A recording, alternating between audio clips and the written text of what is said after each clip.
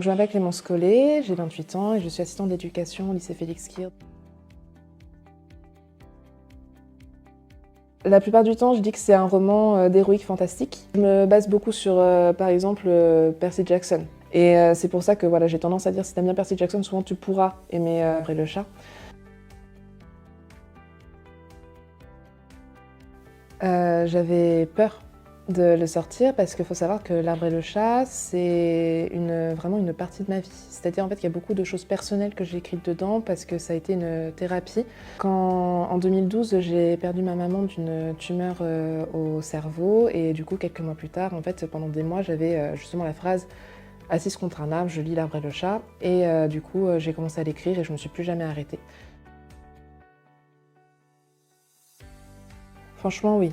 Je propose beaucoup d'écriture le soir pendant l'étude pour justement leur permettre de lâcher, relâcher la pression. Et au début, ils pensent à chaque fois que c'est des devoirs supplémentaires et que c'est pas pour leur bien.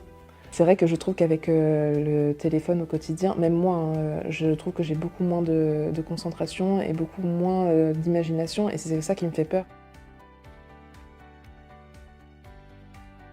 Ayant été moi-même victime d'harcèlement du coup pendant une très longue partie de ma vie, je considère sincèrement que l'écriture, ça apaise beaucoup aussi les pensées et en même temps, ça permet aussi de libérer la parole.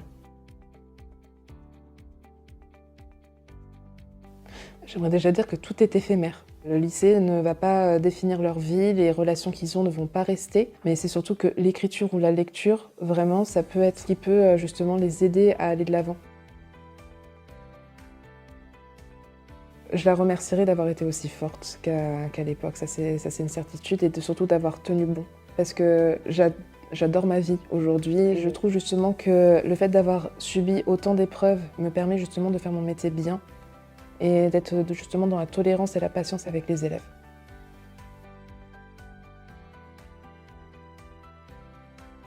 Bah disons que là je suis en train d'écrire le 5e. Je pense m'arrêter au 6e, si je dis pas de bêtises, mais il faut savoir en fait que c'est de l'écriture, je dirais pas jusqu'à dire intuitive, mais en fait j'ai pas de plan. Donc j'écrirai jusqu'à ce que j'ai le mot de la fin, mais le problème c'est que je n'ai toujours pas le mot de la fin.